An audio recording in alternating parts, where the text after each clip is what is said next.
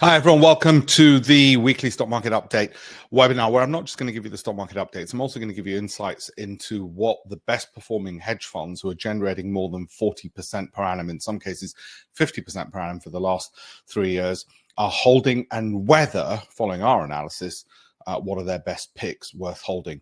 And also the same with Goldman Sachs Wealth Management and some of the big banks. What are they holding? Which ones have they just confirmed as buys? And do we like them? Okay, and I'm going to give profit targets and stop losses. Remember, this is not individual financial advice because I don't know you individually. So let's get on with it. And I want to educate you on basically improving your pensions and your returns, as I've done through, my 18 odd books that I've had published over the years. Those who know me will know that. Let me know where you're from, by the way, which parts of the world. We're going to run polls. It's going to be really busy. You might want a camera phone. You'll want a notepad and paper as well. We're here for one simple reason: to make money, okay, to improve our returns. Who, therefore, is this webinar for? These were some of the key words from the various forms people have filled in. And it's for people who've sick of getting poor returns, people who might be with Fidelity or St. James's Place or, God forbid, or Vanguard, and have just put it into funds and wondered why their pensions have not been growing. So underperformance came up as a key thing. People who wanted growth, people who weren't getting good communications from their wealth managers and IFAs, and therefore were worried for the future and what they should do. So it's really for all of those. So one of the things we're going to look at during the course of this webinar is, as I said, I'm going to dig into what are some of the bigger hedge funds, those with at least $1 billion of assets under management. What kinds of returns are they producing? At least 50% per annum, as you should be able to see on the screen over there. Okay, I'm going to draw a line on that so you can sort of see all of this stuff. Okay, I want them to have generated 50% per annum over the last 3 years. Have more than a 4.5 billion. And what do they hold at the moment? So we're going to go into those. And which ones of those do they hold at least 5% of their money in? So they really do feel strongly about. And do they meet our filter test? Because they might have bought the majors ago and sitting on the gains. So we want to know, would they be ones I might consider buying today? So we're really going to narrow out the best of the best of the best. And you can sort of see what that means. If that's the S&P since 2016, then you can see what some of these hedge funds are doing. So we're going to look at that. And we're going to then do the same thing with we're also going to do the same with some of the big wealth management banks like Goldman Sachs and so on. And then I'm going to give you my stocks, which ones I like. I'm going to break it down according to the FTSE and the US by looking at which ones tick all the greens, and there are very few. If you look at this down there, you can see that this is the S&P 250, the S&P 250, and there's very few which give me greens right across the board to choose from, and that's why we need a large number. None of these would meet all my criteria. And why are those all greens important? Well, because if you're not looking at all the relevant information, like companies which are undervalued, and if you don't know why an undervalued company does better than an overvalued one, or companies which are growing do better than ones which don't grow, and you don't mix all of those things in, then you're taking more risk. You're taking more of a gamble, okay? And we don't want to gamble and speculate. We want to remove that out of our pensions, like my son's junior ISA and my wife's SIP. So everything I'm going to teach you here is what I adopt for my son's junior ISA and my wife's SIP and my own SIP and my investments outside of the SIP. Okay, and I'll explain why cash return on capital invested, Momentum, Sortino, Alpha, and which ones look good on all of those. Essentially, we've got a bias towards the US. And the reason for that is if you look at, say, the last 15 odd years, you've got the United States with a 600% return in the NASDAQ, the S&P 300%, and the UK just giving you 47. Okay, and if you can assume the dividends rates are roughly the same. Now, somebody said to me, yeah, but if I convert that into sterling from dollars today, it's not a good day. Yeah, but are you converting it today for the rest of your life? No. So what do you care if you're making the returns in dollars? Today, the dollar's down, tomorrow it's up. Who cares? But it's just like the stock prices. In fact, I like the diversification that I've got US dollars in my SIP and in my ISA. Certainly when you're getting those kind of returns, I really don't look at it every single day, every minute. Oh, the dollar's gone up a digit. I mean, the Forex markets pretty volatile. And if you keep looking at it every second, you'll go nuts. So you're all well trained, because I always ask, tell me where you're from. So we've got Lisbon, beautiful Northern Ireland, Manchester, I'm from Leeds, Shropshire, Buckinghamshire, Auckland, New Zealand. Good morning, Auckland, and Marguerite from Angers. Is it Angers?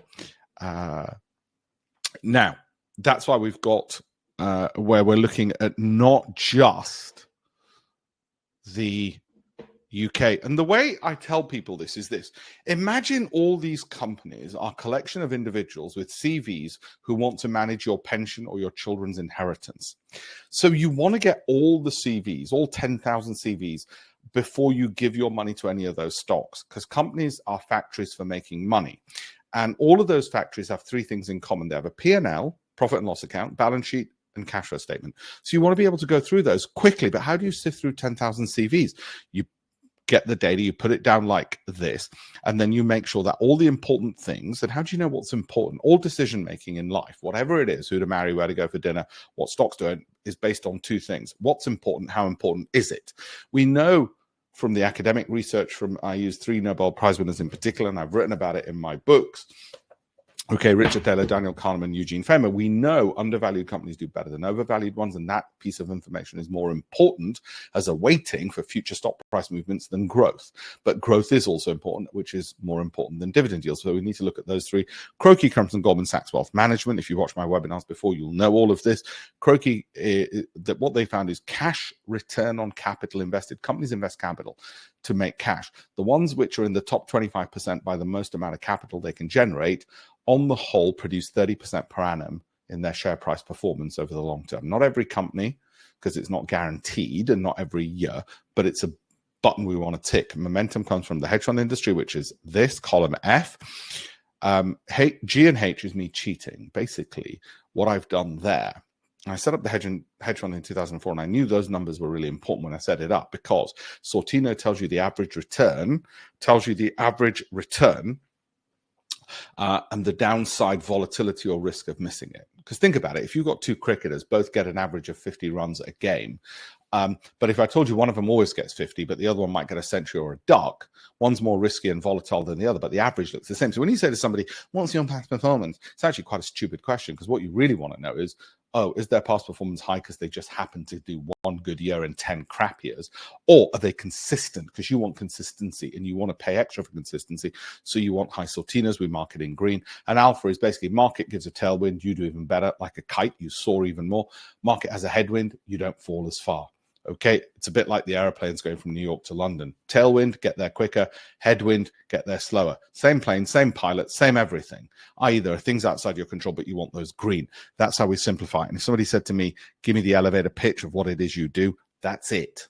Okay, that means all the data, all the companies, done like that. What's important? Nobel Prize winning research backing that up. Forget the Nobel Prize winners. People go, yeah, how do I know that works about undervalued companies which are growing and producing dividends? Well, I tell you what, do the opposite. Go get a bunch of overvalued companies with piss poor growth and no income, nothing going for them. Good luck.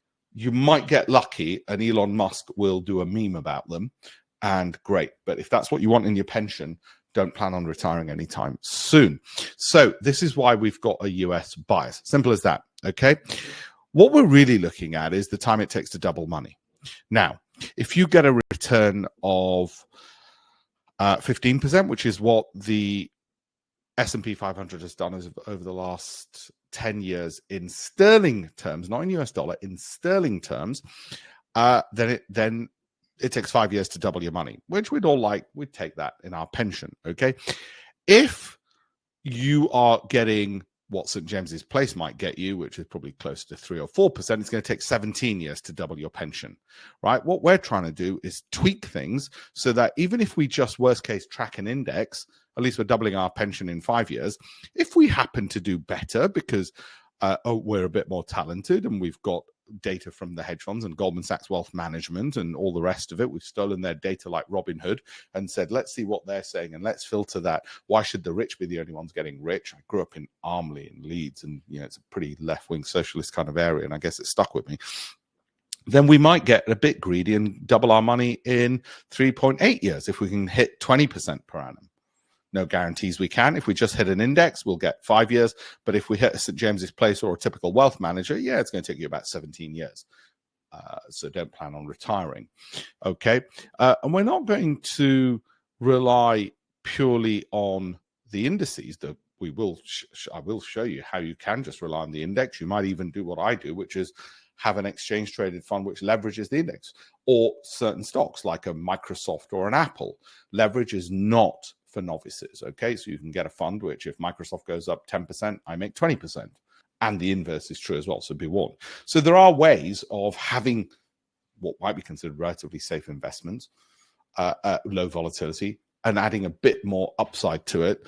But if you try and trade that, well, yeah, in the short term, if you're going to hold it for a week and keep looking at it every single day, then you're crazy. Because, as Warren Buffett says, on a day-to-day basis, the stock market's a casino. If you tell me in the next 5 minutes, is Microsoft going to go up or down, or is Nvidia going to go up or down, I might as well bet on black or red at a casino, got the same odds. But if you tell me in 1 year, 2 years, 3 years, 4 years, 5 years, which way do you think a Microsoft or an Nvidia or an Apple or an Amazon, et cetera, or an Oracle or a Costco or Walmart will go, the odds of me being right are significantly higher and making those returns. So we're not going to be looking at the day-to-day stuff, which private investors have a tendency to gamble. They have a tendency to think. They don't realize it, but they've actually got the God complex. They think if they keep staring at the market, they can make it go up. They think their prayers will be answered by staring at the market. They've got some kind of God complex. Private investors are gamblers by nature. My job is to rein them in, tie their hands, get them to sit down and stop fiddling with their portfolios. Get the portfolio right once, hold it for 12 months, review, do it again. They have a tendency to gamble and think up crazy theories that, well, actually, I had no idea. What about this? And I asked them, have you tested that hypothesis? They go, what now? Tested what now? Okay, crazy that they're allowed loose on their own pensions, but SIPs and ISAs exist, and with a bit of knowledge, you can download a free copy of the book. I'll give you it on this webinar. There's hedge fund managers, Financial Times and Bloomberg have reviewed it and given glowing reviews on the back cover. Okay, so I'll give you a bit of that. FTSE high by the end of the year. Half of you think yes. You may well be right. Let's reset that poll. I want to do another poll, which is this one. Okay, let's see what you think about the Dow, which has hit an all-time high, by the way. Okay. World War III and Donald Trump, they might coincide. We're not going to have World War III because we're already going through it. It's World War IV you should be worried about. Now, one of the things I want to do in this webinar is I'm going to take, now you're going to love this, and I've preluded this. And again, it's my sort of outsider mindset, which is why should the rich be the only ones getting access to the best information? Because information is or private information is the foundation of all large fortunes. I didn't say that, the Rothschilds did. And if you know their story about the Napoleonic Wars and the pigeons, you'll know why they said it. So Rothschild Bank, Edward the Rothschild Bank was our private bankers. When we set up the private equity fund about 15 years ago. I went to Luxembourg. I gave a speech to the wealthiest clients that they have. They gave me a whole bunch of champagne and wine bottles. I'm teetotal, but anyway. I just thought this private banking malarkey is amazing. The insights you get, the people you're rubbing shoulders with, are incredible, but unfair. Like I said, I'm from Leeds. I grew up in Army. So what I did is, what we've done is, and this is relatively new, and I'm going to share some of it with you today. We've taken the biggest wealth management names by brand. Now, you might say, who cares? Goldman Sachs Wealth Management, Barclays Wealth Management, UBS, and so on, JP Morgan Wealth Management. The head of JP Morgan Wealth Management, former head, Ravi, was an old friend of mine, Merchandani. Goldman Sachs, the chairman of Goldman Sachs Wealth Management, was a friend of mine. Sheila Patel then took over as chairmanship. Barclays Wealth Management, Brook Street is where my office is. They used to be opposite. They've moved now. So these were the circles you move in when you're in that thing. I thought, well, I don't want to be one of those people. You know, you go to a dinner party and you sort of walk up to someone and they're like, I don't know who you are. I want to be the person who says, hey, listen, come in, join us, come and be part of it. So what we did is we took all their, and I'm going to share some with you. We took their picks and then we said, well, wait a minute, let's remove any which we think won't generate 40% per annum in the next 12 months based upon the trajectory of what they've already got. Let's add in our filters of value, growth, income, Sortino, alpha. Worst case, all that's going to happen is we're going to remove some of their picks. That's all. We're still going to keep the ones which meet our very tight criteria. So I'm going to share some of them with you. And you can see we had 8 in the past week and which ones in the past week they've confirmed a buy note on. So they've told their richest clients, buy this. Okay. I forgot to mention that very important point. So I'm going to share this with you in the webinar. Bank of America had 8, Citigroup 6, Deutsche Bank 1, Goldman Sachs 4, JP Morgan 10, Morgan Stanley 4, UBS 3. So I'm going to show you 1 or 2 of those and what I mean. So what we wanted was, because I've got a really high benchmark of returns, it's 40% per annum, and you might think you're bloody insane. Well, it's actually to do with Warren Buffett and Lakshmi Mittal. Lakshmi Mittal is one of the richest people in the UK. When we set up the hedge fund in 2004, went to pitch to Mittal, and he didn't give us the money. And he said, no, our hurdle rate is really high. I'm not going to tell how high it is, but so Alan Albert, who used to run the family office with a friend of mine, he used to work there, called Rishi Khosla, who then set up Oak North Bank and is now a billionaire. Hang out with billionaires and it happens to them. They didn't give us the money, okay? They said your hurdle rate's not high enough, the amount you're earning. And I thought to myself, wow, that's what I want to be. I want to be in their position where you have these high ambitions. So Warren Buffett also said you want a big buffer in case you get it wrong. So 40% is a good buffer, because if you get headwinds, maybe you might get 20, maybe you get 15. You saw how quickly you can double money. So, okay, we'll shoot for the moon. So we aim for 40 based on these banks and the returns they've got and the projections and the buy ratings and our value growth. So, and we made sure that if we're wrong or they're wrong, we can know quickly. How do you know quickly? Well, if it goes below a recent floor, you know pretty quickly. It's not about to go to bloody 40 because it's just dropped 10, 15, 20%, which it shouldn't have done because it's gone beyond support levels. So anyway, I'll show you some of this in this webinar, and it's a relatively new thing. But I just wanted to share that knowledge with people and so on. By the way, this is from earlier in the year. You can take a picture of this if you wish. We haven't analyzed these ones. These are the ones that Goldman Sachs Wealth Management said in terms of long-term AI beneficiaries and the potential change to earnings from AI. And I don't think they're wrong. Okay, I don't think they're wrong. And when they said it in May, these were the year-to-date earnings. Now, I haven't done a presentation going through these, I don't think. But I might do a separate one. But I don't just take what they've said and then randomly throw money at it. That'd be stupid. What I do is we then analyze it through our own filters, because like I said, at worst, all that'll happen is we won't put our money in some of them. We'll put it into others. So we put it through our own filters like this. Does it meet our value, growth, income, Sortino, alpha, and so on? Okay, so I'm going to do that in a second for you as well. All right, I'm going to do that for you as well. By the way, Dow, you've 58% of you think it'll be even higher from today's levels by the end of the year. Fair enough. You may well be right. 0.5% cut in interest rates. I certainly want to make advantage of that. In the general election in the US, I've put Biden, but for that, read Kamala Harris, please. So it says Biden, but obviously I don't mean Biden. I mean, so if you could have a look at that. Okay, so this is the bit when I use the E word. I'm not going to say it, and post this on social media. Social media picks it up and they think I'm doing some kind of stuff. So I better not use the E word. So Goldman's think these kind of crazy returns, okay, in the case of some of them in terms of earnings. And we'll come to Pinterest because it's in one of these big hedge funds, which has also said it. And so are 1 or 2 of these others. And we'll come to them, like Bill Holdings has come up as well. Not a company I'd actually thought of. Even blooming Pinterest, I'd never thought I'd take a look at. Anyway, so why can't you just give your money to fund managers? Why should you look at SIPs, which are, and ISAs, which are tax avoidance schemes where you manage your own returns? And the reason is, and this is a bit blurred, so I apologize. The reason is because the percentage of funds, and it's the same with US and international funds, underperforming their so-called benchmarks. And by the way, that means you could just buy the bloody benchmark tracker ETF. It's significant. It is year in, year out. It is more than half. And the longer you leave it, the more underperform. So why the hell would you give it to a fund manager when you could just do a tracker? Okay, so that's one problem. And that's one of the reasons why people complain about pensions. They come to me with two things. I gave it to an IFA wealth manager who gave it to a fund manager who charged me fees to just spray and pray into a number of funds, and they've underperformed. Underperformance is key. The IFA never answers my calls, never meets me, never speaks to me, and they just want to give it to this fund manager. And in 2022, they all bloody dropped. When the market dropped, they just kept investing because they'll never tell me to go into cash. There's all your problems summed up. What if you had the data and the knowledge? You don't have to read the book. I'm going to teach you in this anyway. What if you had the data instead?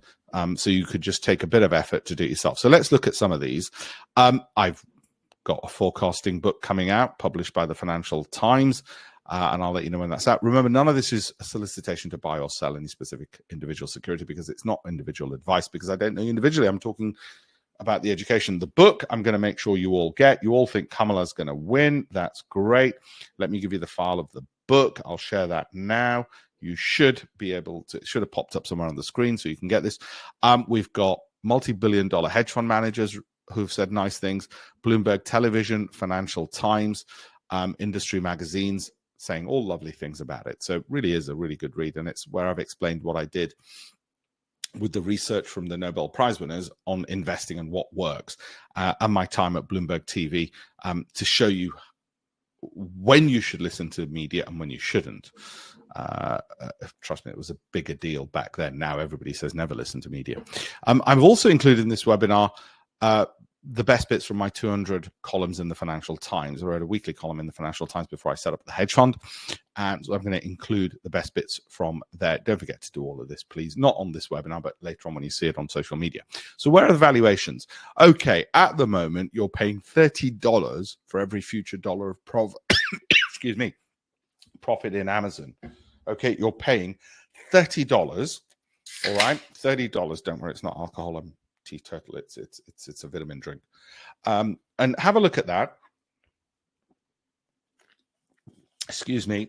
What that tells you is the expensive ones in red, like your Oracles and your Adobes, actually have been the best performers.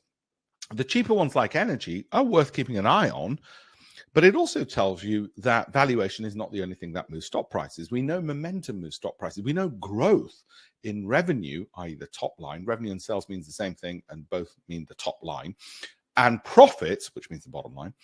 You probably knew this, but just in case, another word for profits is earnings. Okay. Growth in earnings and growth in revenue, as well as growth in cash flow, can move stock prices, and they're a predictive factor, not just valuation. Okay.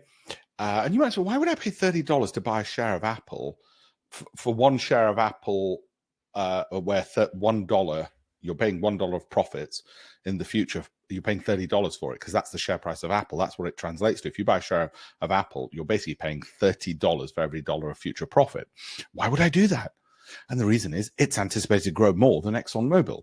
Okay. So this also tells us, yeah, the market's expensive, but expense is not the only factor. We know momentum is important, because in the hedge fund industry, the biggest hedge funds, if you look at AHL, if you look at Brevan Howard and so on, what you find is the biggest hedge funds tend to be momentum based. Okay. So the point is, valuation is not the only factor to consider. And we'll come back to some of the individual stocks. Earnings calendar, what's coming out in the week ahead? Well, these are the earnings. If you own Micron or Cintas or Costco or Accenture or Paychex, then be warned, they've got earnings coming out, so they might be volatile. However, none of these are going to move the market, okay? So just so you know. Right. Oop, did that again. So I've already explained this. So how have things been in the past week? There's been a lot of green. Great.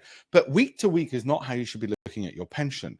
Your pension should be examined over a longer time frame than just every single week. But the reason we're looking at not just UK stocks for our SIPs, ISAs, and pensions and savings for the future is we want the choice. We want to be able to cherry pick as much as possible. Of course, our task is a lot easier if there's a lot more greens than there are reds. So if we look at the past year, yeah, I'm not a genius. It just so happens over the past year, there was a hell of a lot of green. Okay, in a rising tide, all boats rise. You might ask, well, how did you do in a particularly bad year like 2022? 0%. Because we had to hold cash for most of the year. How did we know to hold cash? I'll show you later. It's called a daddy bear. Very simple. Momentum was negative. You just get out in January. You wait till February, nothing. March, nothing. April, nothing. Okay, you don't know it's going to be a bad year. You just take it 1 month at a time, and in the end, you just ended up holding cash the whole year. And then you think, oh shit, the market was down 20%. Scottish Mortgage Investment Trust lost 50% of their investors' money in that 1 year. Okay, but because they'll never tell you to go into cash. You're a bloody fund manager. No turkey's going to vote for Christmas and say, hey, listen, don't put your money in my fund this year. And this is why I hate retail fund managers, because they can't do it. They're not allowed to tell you to get out of their funds, and they're never going to tell you because they earn a living out of it. Can you imagine if you're a fund manager getting paid a percentage of assets under management and you go on social media and say, this year, I don't think you should own our fund? You're going to be fired. You've got a massive conflict of interest, which is why I don't like private investors putting money with fund managers. I far prefer they learnt it themselves and got a bit of data and knew how to do it. You might say, well, it's the best option. Yeah, well, go and just burn it and keep yourself warm, because they'll usually do just as well. I mean, you're probably better off in most cases to put it in a bank account. At least there, you've got 5% interest. Anyway, over the past year, that's what it was. Now, we had a good year. Not because I'm clever, but because the market was good. If there's a tailwind, we'll do well. Do we know in advance there's a tailwind? No. Can we guarantee it? No. All we're doing is putting ourselves in a position, a bit like a fisherman going out, and if you get a good catch, it was a good year. 5 years out of 7, the markets recently, and I suspect for the next 5 years out of 7, will tend to do well because of AI. AI is like the internet. It crosses every single industry. And there are very few technologies like the internet and like AI, which cross every industry. Okay, I don't know. You tell me. I'm not an expert. Can you tell me something else? You might say, well, cybersecurity does. Yeah, but what's the adoption rate? One day, cybersecurity adoption will peak. Well, will become global. At the moment, even my business is using AI on a daily basis, just like we use the internet every day. That's ubiquity. I can't think of other technology. I mean, other than light and electricity. Okay, which cross all sectors. When you find a business like that, you're laughing. Okay, so I think that'll continue over the next 7 years. We'll have 5 good years to it'll be like the last 7 years.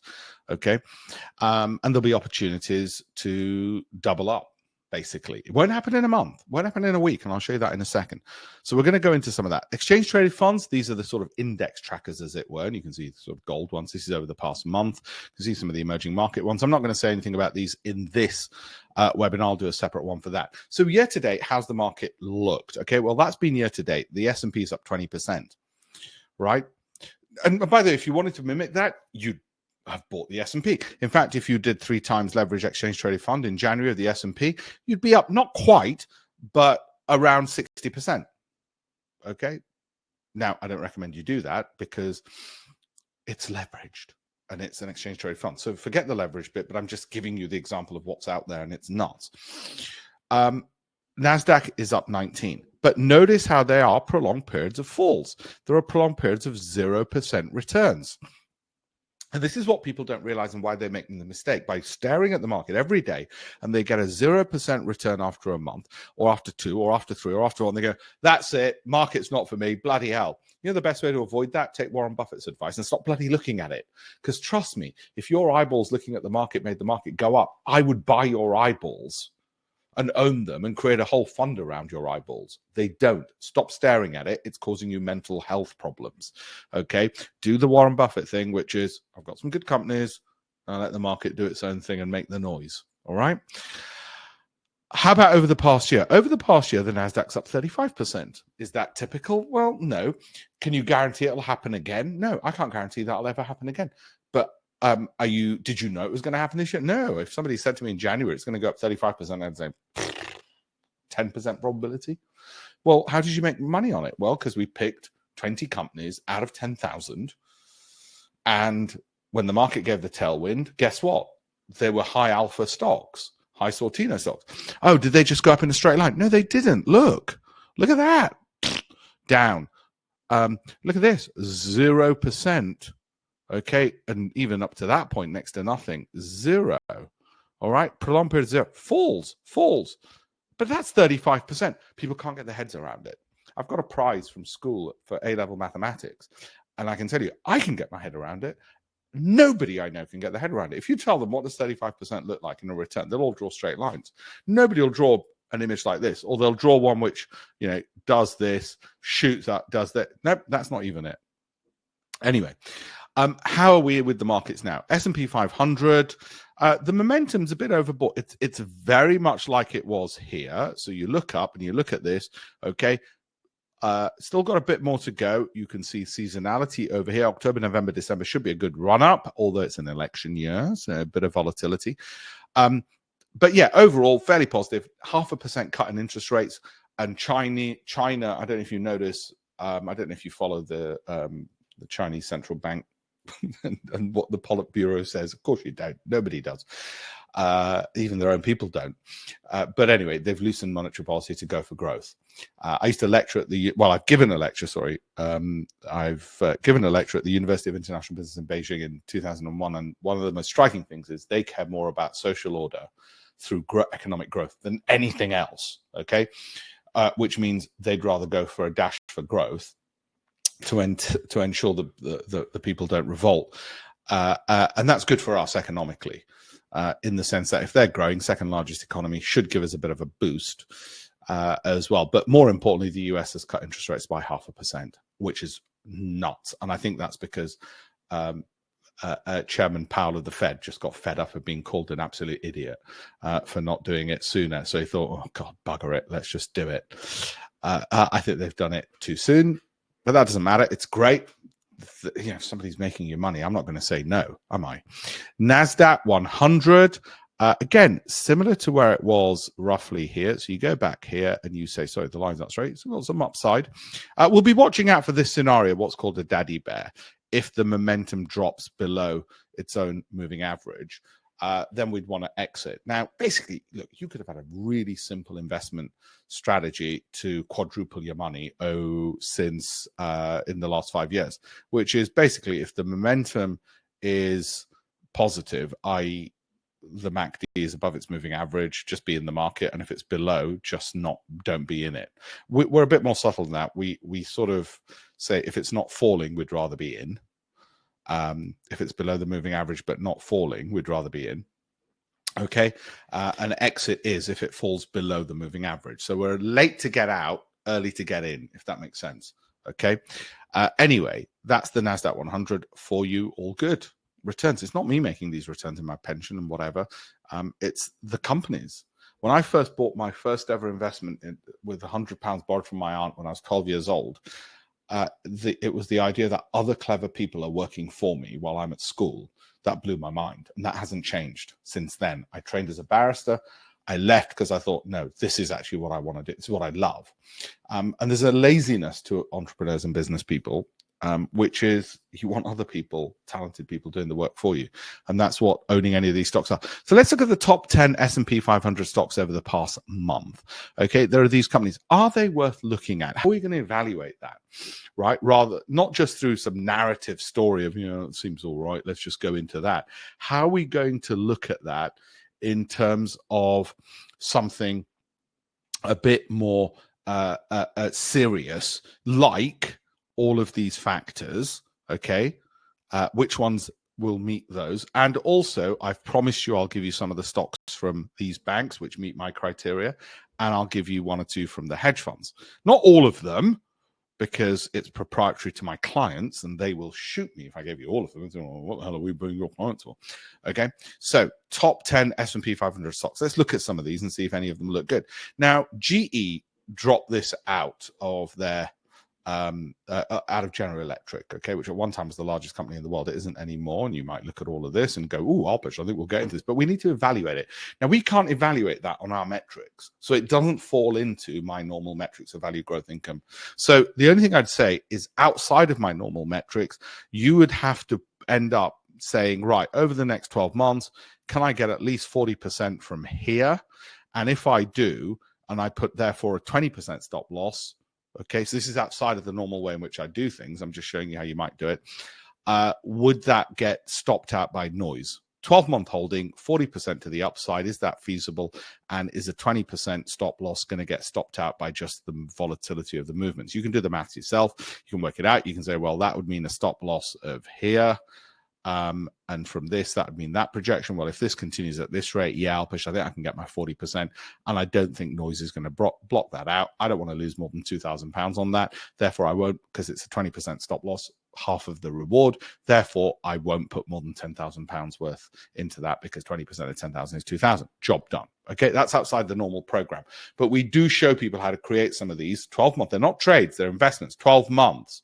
Okay, now, if they say, I don't think 40% is feasible, I think the stop loss would be too tight because it's 2-to-1 and it has to be that, then they leave it. If in doubt, leave it out and you move on. Okay, now this does hit our value growth income, but it's overbought. So it doesn't qualify as passing all my tests, okay? Because it has to be value growth income and momentum has to be all the way down here.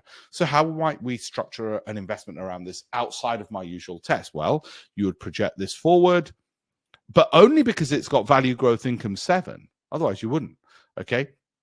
You project that forward, you say, can I get 40% in 12 months? That's my reward. What's my risk? Well, what's a 20% stop loss on 50? That means it's going to be 40 is going to be the stop loss. Ooh, bit tight. 2-for-1 is going to be a little bit too tight, bit risky. You might say, no, thank you very much.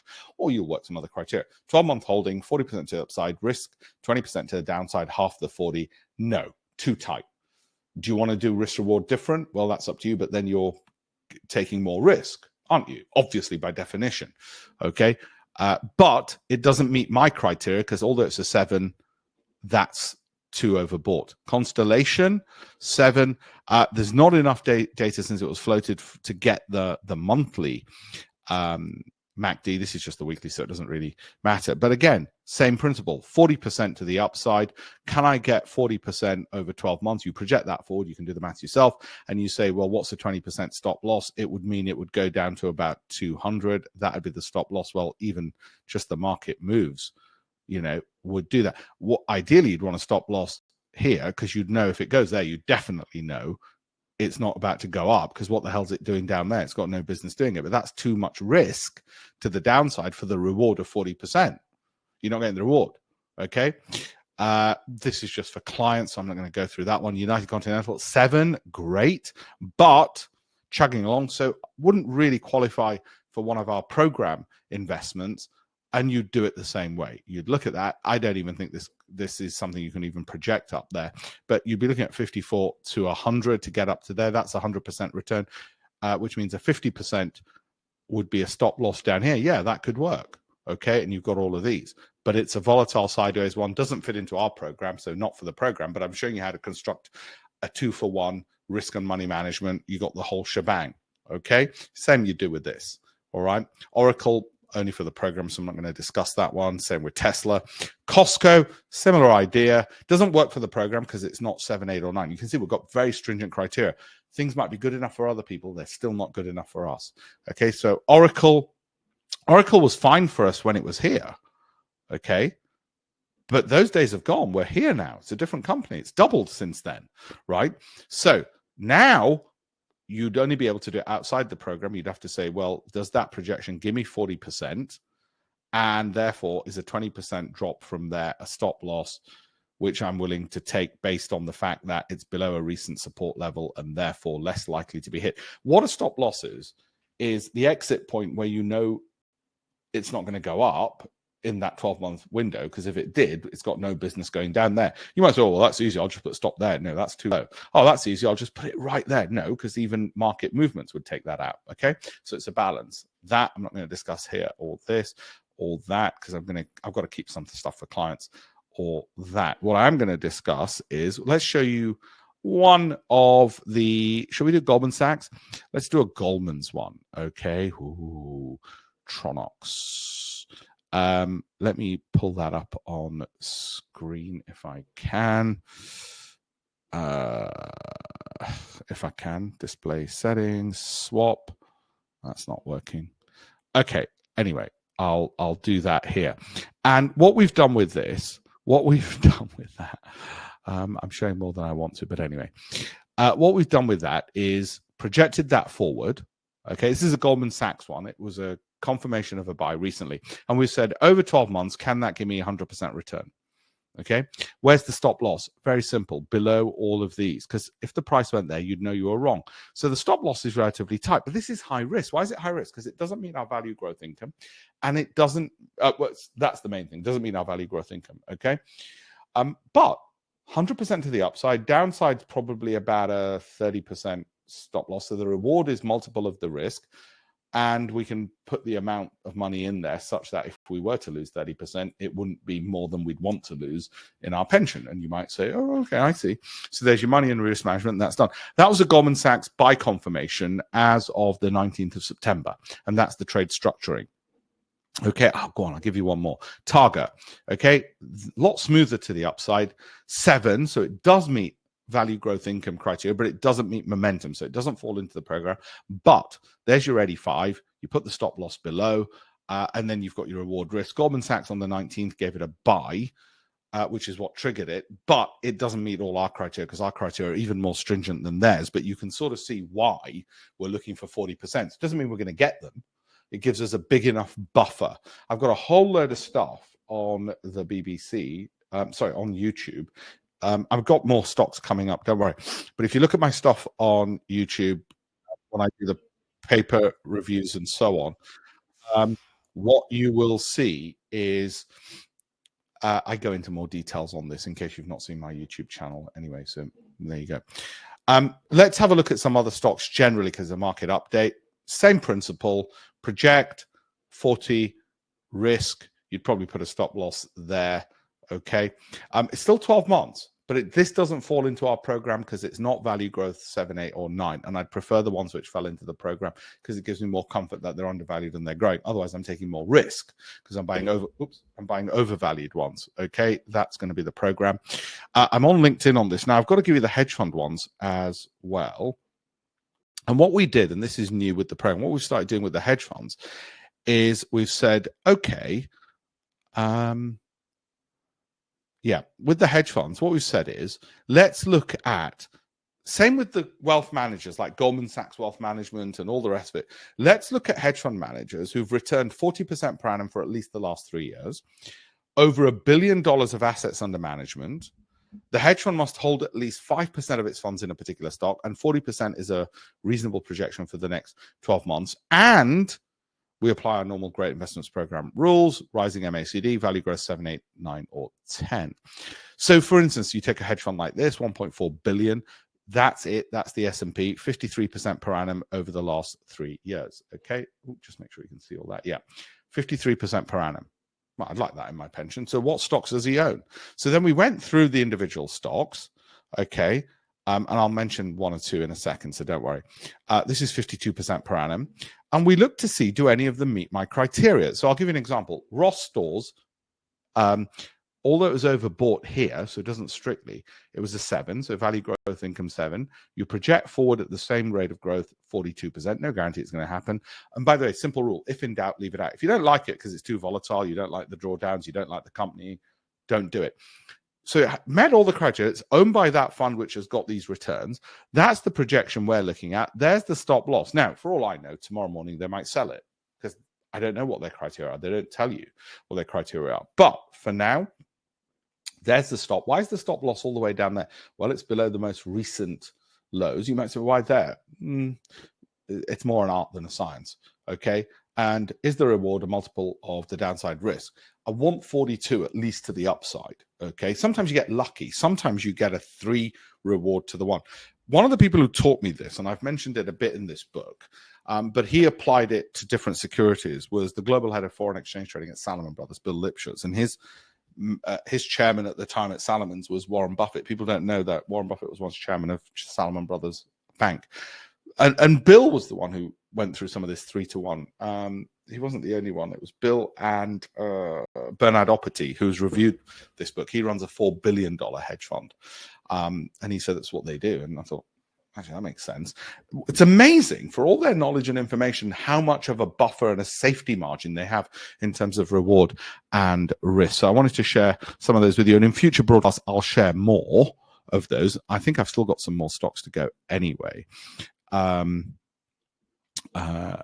Of those. Don't forget to look at the campaign for $1million.com. Now, just to go back to why do we do all this? Why do we go to all of this trouble? The reason we go to all of these troubles is, Staz, I'll answer your question at the end. Peter, it's overbought. So if in doubt, leave it out. If for any reason you don't like something, don't go into it. Tronox is MACD was falling. I hadn't crossed below. Doesn't really worry me. It's more the 789. My value growth income 789 would be more of a concern on that. But that's why I said it's outside the program. Okay, because it doesn't fit our strict criteria. It's like if you said to Warren Buffett, do you want to buy this company? And go, no, I don't want to buy it. But do you think it's good? Yeah, it doesn't fit my criteria. That's it. If it doesn't fit his criteria, he's got $250 billion sitting on cash. If you can't find something that suits you. In other words, say no. Learn to say no. There is a video on this that Buffett's done. Learn to say no more often. Don't just dive into something because it'll do. No, it's your pension. Our goal is the 40%. Okay. Now, if there's a tailwind like last year and 2021, we'll get it and more. If there's a headwind like 2022, we'll get 0% and we'll just have to be satisfied with it. The variance is quite high. It's out of our hands. It's in the hands of the markets. Okay. I can't move the market. Right. So this was the reason, because we're after some of these returns. Because even in 1 year, if the pension has a big leap and then the rest of the time it just does this, it's fine. Because as long as that's then compounding, you're at a different level than if all you ever did with your pension was just do this and sort of barely move. This guy's still doing better, even though they both started at the same time. Okay. Let alone if you get a couple of years of big moves up. Okay. So what are the causes of fund manager underperformance? Why are you all here? Well, this is it. I put it into a sort of flow chart. You know all of this. I mean, one of the things which pisses me the most is they don't even give you the transparency on the reporting. They'll say, well, not some of these stocks, and we'll report once a month, and your IFA you'll never hear from.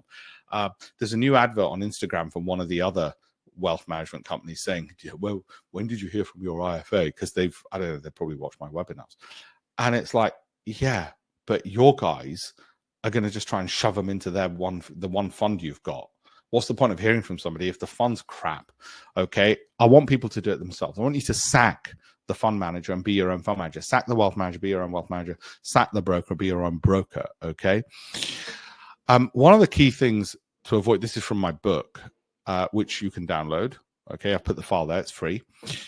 Is we get this too much happening. People buying here and selling here. You'll be familiar with this. I'm sure you've all seen this before. Okay.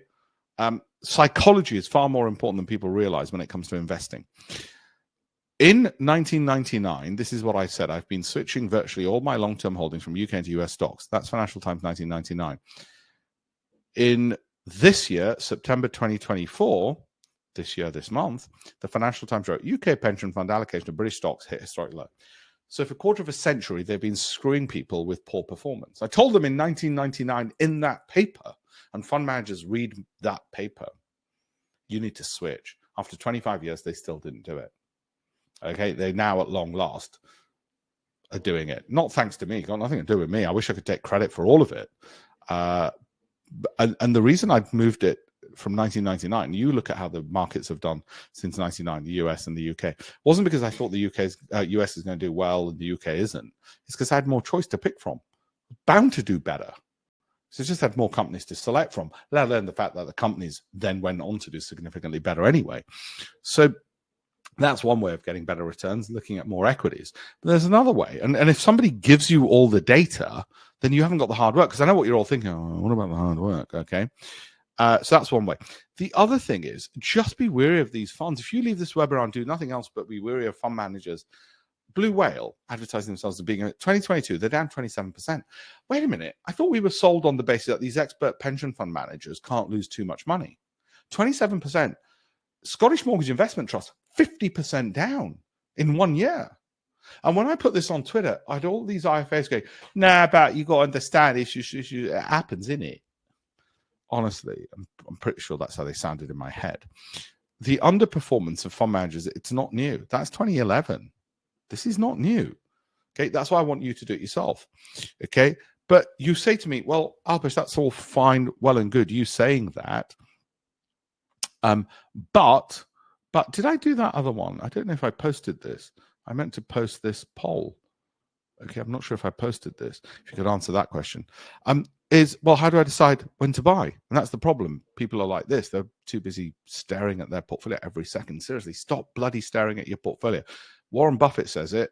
I'm saying it. Your eyeballs, those things do not make the market move. Undervaluation of a company does, revenue growth does. You staring at it really doesn't. Okay. That's what you need. You need a value. You need a growth. You can create yourself through Yahoo Finance or somewhere else like that, which will give you the data for free. Value, growth, income, cash flow, Sortino, alpha. Those are the most important ones, and momentum. Why? Why? Because the Nobel Prize winning research shows that valuation is important. Revenue growth is common sense tells you, but anyway, weigh those heavily. Of those, the most important things are that. Momentum's fairly important, but that's the most important is value, growth, income, because you're combining in one thing the balance sheet, the cash flow statement, and the P&L all in one thing. So how might you go about, once you've got a list of companies, how do you narrow that down? Well, like I said, one way you might say, well, let's look at what the gurus own. And do any of my stocks fit into what they own? Okay. Another way is you might aggregate that at a high level with the S&P, the number of guru holdings in United Health. By the way, I own United Health because that fell into my criteria. So did Google, Amazon, Apple, Microsoft. Now, I don't know whether the big fund managers are using the same criteria as me. Probably not. But it was interesting that we came up with a lot of the same ones. Okay. And that's fine. I also have got JP Morgan. I've still got PayPal. I had Adobe. I'm not sure I've still got that. Meta I sold in April only because the size of that position since January 23, they've become so big. It was moving. It was actually in my son's portfolio as well in his junior ISA. It was just moving the market too much from that one pick alone. Anyway, there are some more here which are very popular. I don't think I've got any of the ones at the bottom of the pile, and I can sort of see why. The other way to do it as a tactic would be, as I've shown, you'd look at, say, are any of the consistently, so you take this database and you say, right, which ones are all green? Now, I'm only showing you the FTSE 250 because there's hardly anything which is bloody green, and it's UK, and I wouldn't do UK personally anyway. But let's say you found a me group, and you might say, well, are there any big analysts which also, as a tiebreaker, getting average returns of over 40%, and do they happen to have it as well? Okay, you don't look at the analyst first. You look to see, has it ticked all my boxes, and do they also happen to have it? I've done the hedge fund stuff already. You know, are there any with over 48%, and what do they have recently which meets my criteria? Do they have anything that meets my criteria? So you don't follow them blindly. You need to double check because it's your pension and your risk. And you still want to double check, is it giving me my 40% and 2-for-1 reward to risk, for instance? You can add that in as well. And there's a lot of data out there. But most people make the mistake of going, oh, I'll just copy what that fund manager did. Well, that won't help because they could sell it tomorrow. I mean, if you do that, you might as well own what did Warren Buffett buy in 1950? Something he bought in 1950, Wrigley's chewing gum or something. You know, I don't think that exists, but you know what I mean. Okay, important factors, lots of stocks, monitor them frequently, one screen, value, growth, income, momentum, the statistics, 20 to 40 stocks, 12 months. Simple. Okay, if any drops more than 25% from entry, get the hell out of there. Okay, and it's because people don't know that. Look at this. As much as 1.5 trillion pounds of cash is now stored in savings accounts spread across ISA, savings, and current account. Inertia. Why do people not move? Okay, first of all, they don't invest because they don't know what to do, which is fair enough. Secondly, then they go, you're an expert. I trust experts. Let me give it to Janus Henderson Investment Trust because I trust them. They lose 20% of your money in 2022 because they're going to always tell you to be invested even when you should be holding cash. What does Warren Buffett do? Has a ton of bloody cash. Okay, well, guess what happens? You lose a lot of your pension because you thought they're an expert. They must be okay.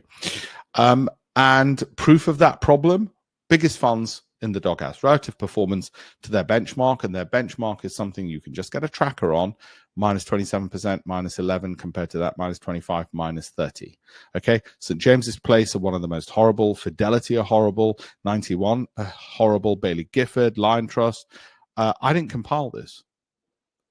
Okay, source, best invest funds ranked by size of assets under management. pretty bloody awful of how your pension gets destroyed. So what are some of the biggest mistakes? How do we avoid them? Let's look at that. Mistake number one, not doing proper but quick, obvious analysis. In other words, you don't look at the data. It's like crossing a road with your eyes closed. Of course, you're going to get bloody run over. All right, of course you're going to get run over. You didn't look at valuation. Now, I don't care whether you look at price earnings growth. I prefer these two over price to book, but we're not going to argue or price to sales or discount cash flow. But if you're not looking at valuation, you're doing it blind. And if you think a fund manager is looking at it for you, you're wrong. Okay, because what they're doing is they're taking 1 million clients and they're picking from just a narrow list of stocks they've been given to invest in. So they're not looking at 10,000. You're putting too much trust in them. And they're getting paid regardless, and they've never met you. And they're never going to meet you. They're never going to speak to you because you're too small for them. They don't really care about you. If they did, they'd come and meet you. How come fund managers never have annual meetings? How come they never come and speak to you in a room one-to-one? Because they don't give a shit about you. Okay? Obviously. Growth, sales, earnings, income, momentum. Right? Those are the factors we need ticked. That's how I think it should be done. Not knowing, otherwise just get an index tracker, get an S&P 500 index tracker. Not knowing when to hold and when to sell, that's a major mistake. Now for us, the sell bit's really simple. If it's a baby bear, i.e. the price falls, but the momentum, the monthly moving averages are going up, we leave it, okay? Because there's momentum there. We don't need to do anything. Mama bear, similarly, that's where the momentum is falling. We can still ignore it, which is what was the case with Tronox. We can just ignore the falls. Okay, daddy bear is this one. Happens once or twice in 5 years. The moving average falls significantly, and that's when you want to exit. And you end up holding cash for a long period of time, and you avoid the big falls. There are very few daddy bears, luckily. There are more mummy bears.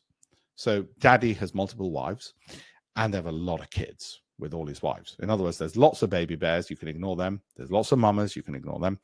And there's very few daddy bears, thankfully. Okay. And unless it's one of those, you don't need to panic. If you need to panic, you really shouldn't be investing at all. Okay. Just keep working. Don't ever retire.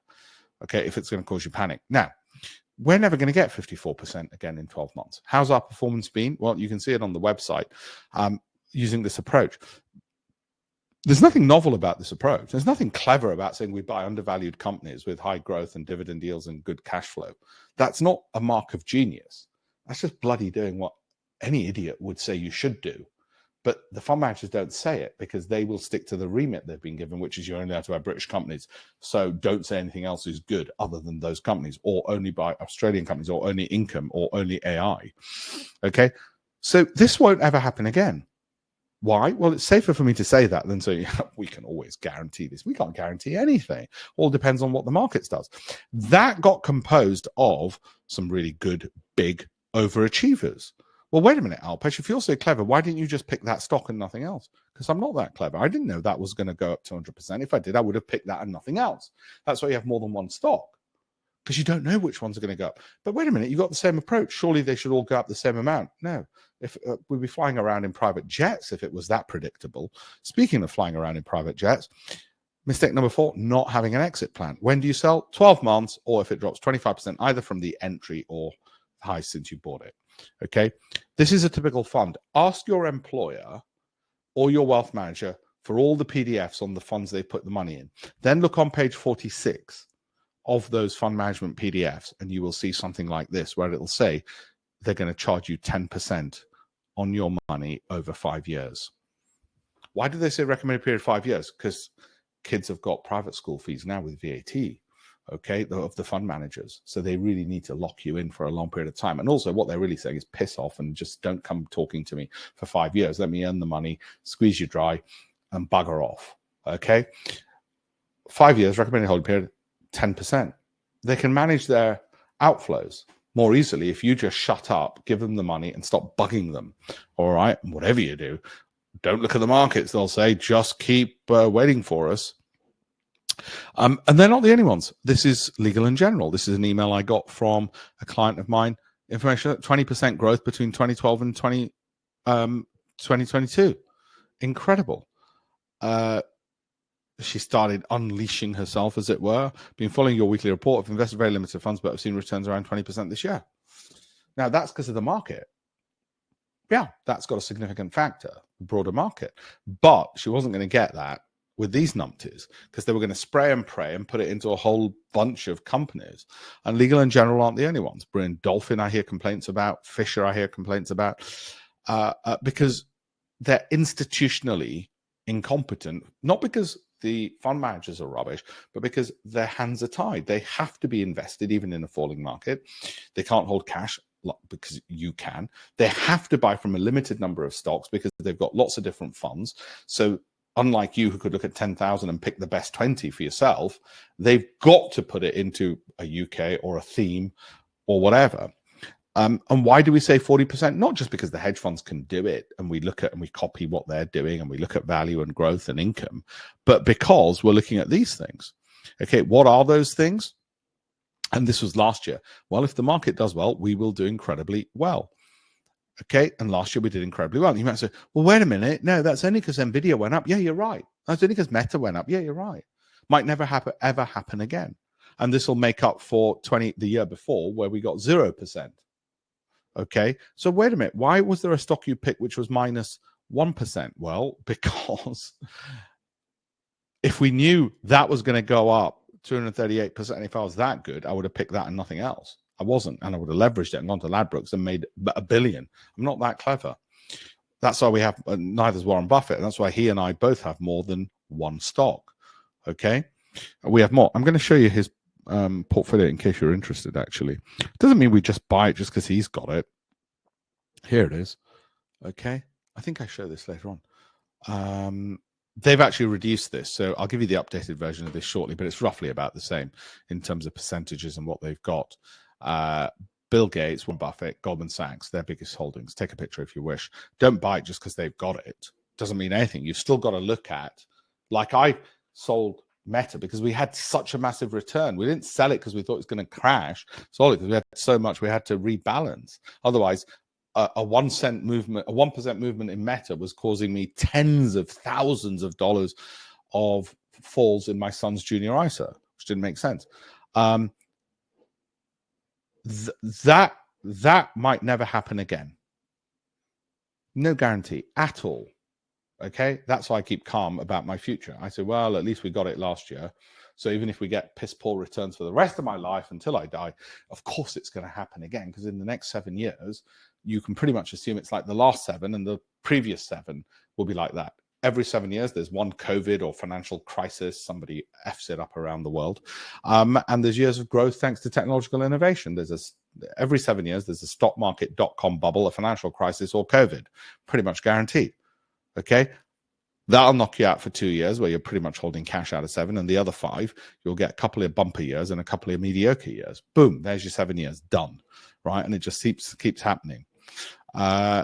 Those are the ones. If I knew they were going to go up that much, I would have just put money in those and nothing else. But we didn't. That's why we have more than one stock. Okay? Well, obviously, you just got lucky that the market did well. Yeah, I got lucky that the United States of America exists.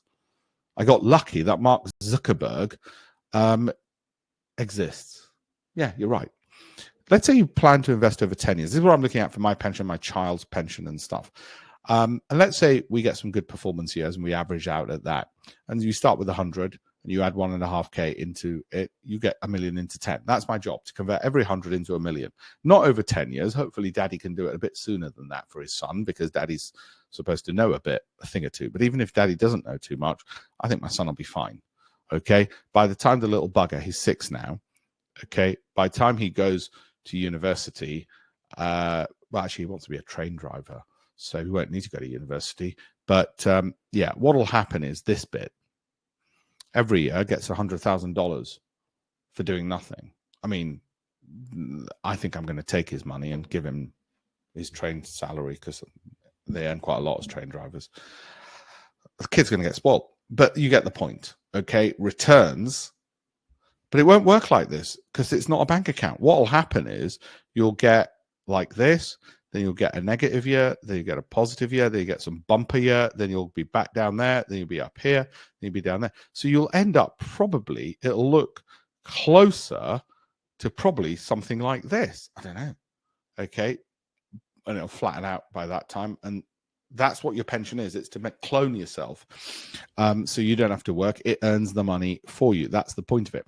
And you know what happens over a period of time? If you improve performance by even a percentage or two, so it becomes a no-brainer. Hey, Alpesh, this is a no-brainer. If I can just improve performance by 5% thanks to you, okay, then I've got significantly more over the long term. Exactly. If I can get somebody, and there's no guarantee of this, a 10% improvement on a £500,000 portfolio, that's £50,000 they've got. That's just a 10% improvement. Great. Everybody's happy. Can I beat the fund managers? Well, that was the most public time in which I did it. I also did it on Bloomberg TV in a competition they had and on Show Me the Money. In other words, you can do it. Private investors can do this. I usually want 20 to 40 stocks in a portfolio. Why? Because beyond that, there's not much point. You just complicates life and you don't reduce risk. Past and present clients, books, you've got one there. Let's look at what you've said in terms of the main problem. Underperformance, 70% of you've said, is your main problem with IFAs. Fees is the next one. So I can't imagine what's none of the above. But anyway, underperformance, yeah. And you know why? And I did an article about this. It's because they were obliged to hold a whole bunch of bonds. It's also because they know people are less likely to complain about a missed opportunity, i.e., oh, sorry, Alpesh, you didn't lose any money, but you didn't make the 100% you could have done. People are less likely to complain about that than if in 6 months or a year they call up and go, oh, how come we're down? Well, sorry, we've got to keep invested. I know it's down 50% because we've got to keep invested. They try and avoid losses, which means they try and avoid gains. Whereas in actual fact, if you look at, just have a look at some of the stocks that I've mentioned, the doesn't mean they'll always rise, but the probability of falls should be diminished by the number you hold between 20 to 40, and then you project forward and you've got the stops. Well, that's your pension. And we've got business owners, we've got time poor professionals who are cash rich, like dentists and pharmacists, who say, well, wait a minute, that means I can pick these ones, whichever broker they happen to use, Hargreaves, AJ Bell, Barclays, whoever it is. This is the Croky one from Goldman Sachs, which is probably the most important slide, I think. But the reason I look at Croky and cash return on capital invested is because of this. It's the 30% per annum. Not guaranteed, because in the financial crisis, no company got that. The point is they perform a lot better than any other companies. And I want to tick that box because if it's good enough for the quantum database team of Goldman Sachs Research, then I want that. I need that. This is your typical portfolio I get from clients. Loads of gaps, pretty piss poor. Okay, a bunch of funds that they've been given by their IFA, spray and pray jobs, and pretty poor performance. I mean, 6 months you shouldn't look at, you should look at 12 months, but over the past 6 months, just no momentum. Bunch of domestic companies, they're already exposed to the UK, and now they've concentrated even more so. Brewin Dolphin's another one, stock spread over 1,000 different companies, scattergun effect. How? Because if they buy a fund and a fund has 100 stocks and they buy 10 funds, that's 1,000 bloody stocks you've got. So even, oh yeah, it's all right, Mr. Patel, says the IFA, we've got some NVIDIA. Yeah, you've got 0.1%. I wanted a bit more than that. Well, don't worry, you know, Samuel went to Eton and he'll make sure that, you know, you'll be fine. No, they'll just underperform because they spray and pray. Let me tell you what I want to do with my asset management company. I want to float it on the stock market. I want to be like Uber and Airbnb of investing and asset management. In other words, like Uber, which doesn't own cars, Airbnb, which doesn't own apartments, I want to be an asset management that doesn't own assets. I want you to continue holding your own money. Give the data to the public, not charge them a daily, weekly, or monthly fee. Give them the know-how and access to me for the first 350, so that they can run it themselves. The team who've worked for me in the past, I've been able to train up, and I think I can train up anyone. So Kirsty was my secretary and then is now a pensions lawyer. Naomi was my secretary and now runs billions, actually at Polar Capital. She left my firm after 2 years and joined Newton, straight from my firm, and she joined me straight out of university. Kinnear is now in venture capital. Susan is head of international communications for Wells Fargo.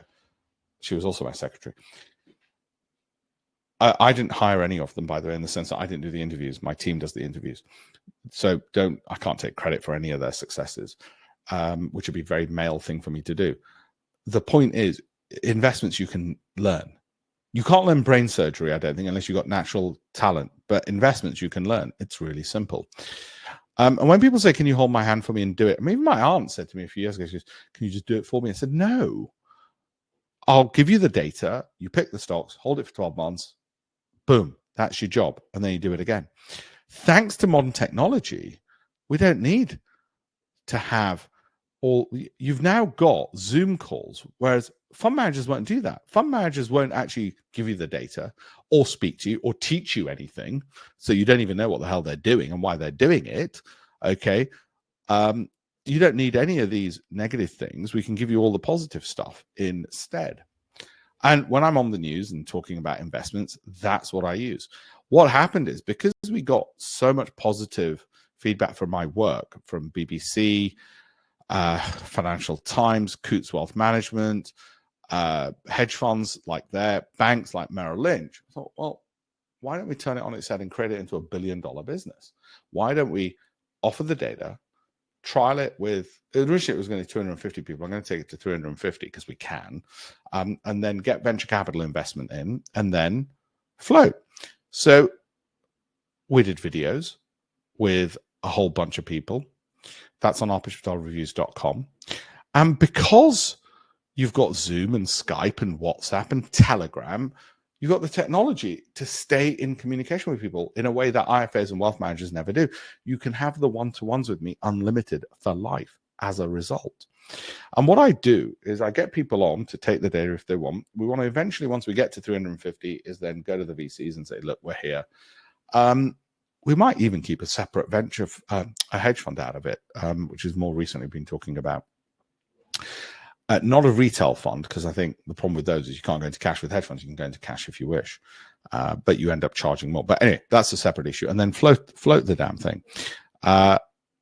And the idea was, well, what would that be worth if somebody got lifetime updates but no subscription fees? And I wanted no subscription fees. So we took everything which was wrong with the asset management industry and the wealth management industry and said, let's get rid of it. One thing that's wrong, the fund manager doesn't talk to you, doesn't give you data, doesn't give you education, charges you fees on the assets you've got, takes your money, holds your assets, so you've got no control, you've got no knowledge, you've got no transparency, you've got no data, you've got no bloody communication, you've got piss poor performance. What if we got rid of all of that and said to people, no, we'll give you the data, we'll give you the access to the information, we don't charge subscription, we'll do everything that they don't. And that's how we worked it out.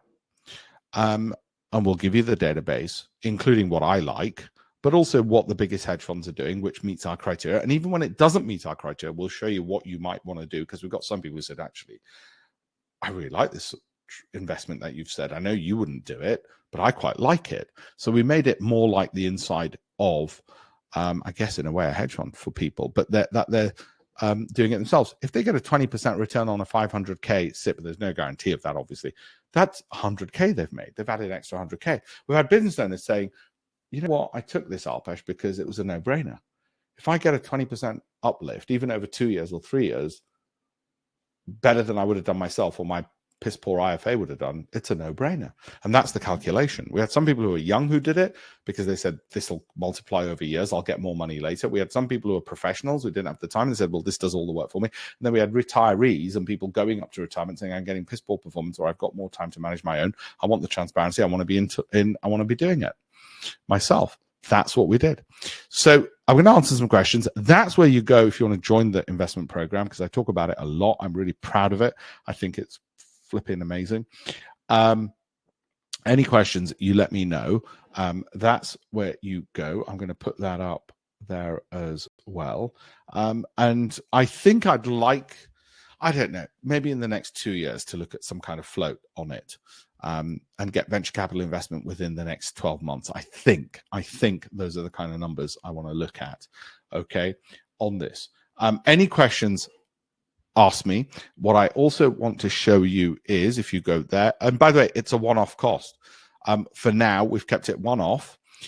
If you're on the webinar, it's 40% off. If you're not, it's more after the webinar.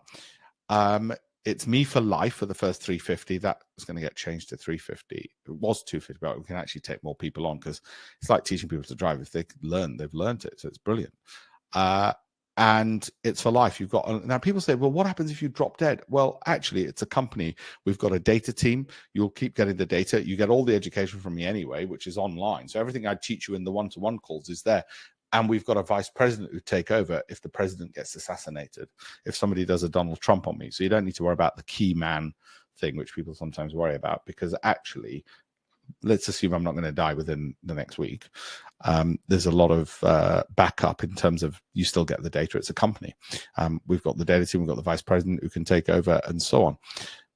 That is why I think it's amazing, and it disrupts the asset management company. There are trillions of pounds in the world in the hands of piss poor fund managers.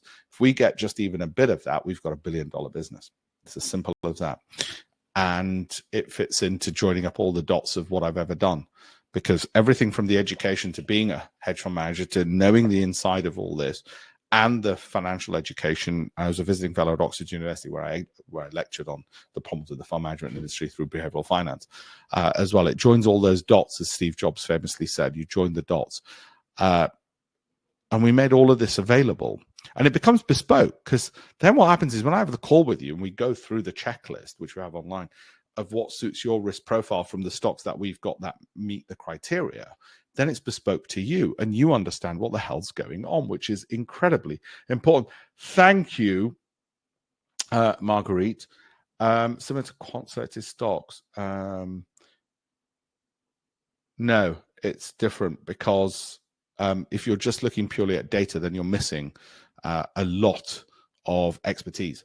So any idiot can put an Excel spreadsheet together where he just goes, well, if it ticks this, if you don't know, because you're not from the industry, you don't have the expertise and you don't have the education to know that how much weighting you should give to somebody or something, then it's a bit like saying, oh, I'm going to pick a restaurant based upon proximity to my house and the menu items and stuff. Well, wait a minute, there are certain things that are more important than others. So that's why quants often fail, because they don't, for instance, look at what's important, like when going to cash into 2022, because what they've done is they've given it to accountants to do an Excel spreadsheet, and that won't be good enough. You need somebody with expertise from the industry. So you get a lot of quants going, oh, I can put some software together, and they don't end up anywhere in it. What you actually need is much more than that.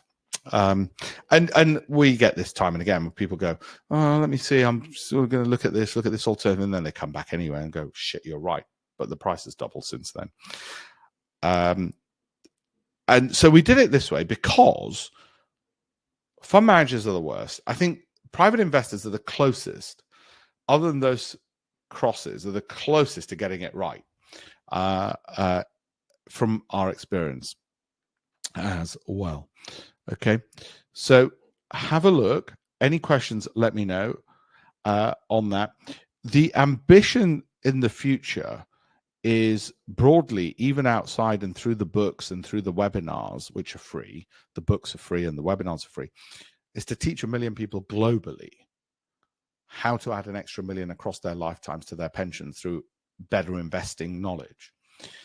And that's 1 trillion. 1 million times 1 million. And thanks to the internet, you can reach 1 million people.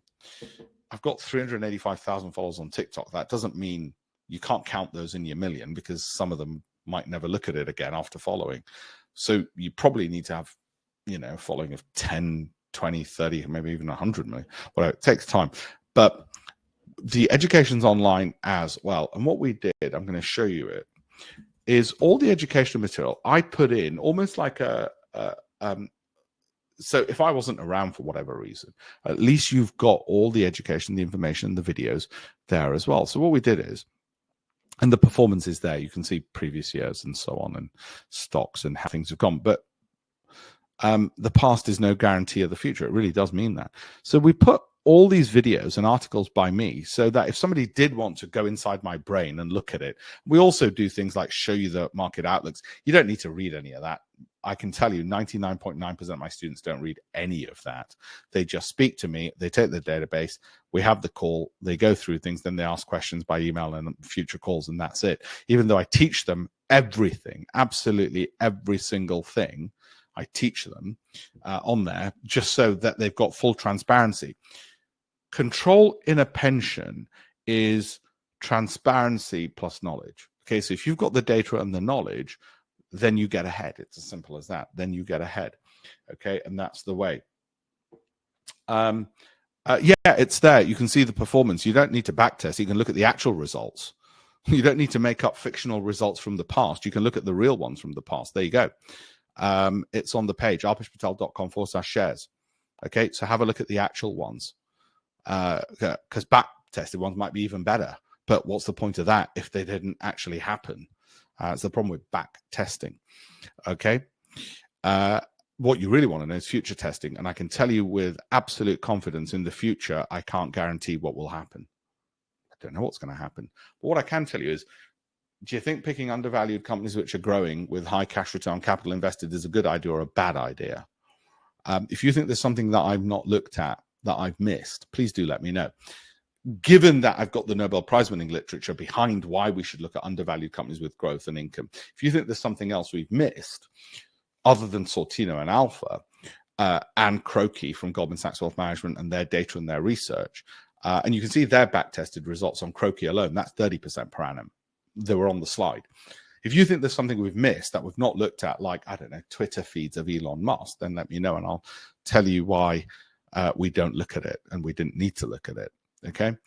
So yeah, have a look at the website and you'll see the actual results. And also you can see the back testing with real people. So look at the videos.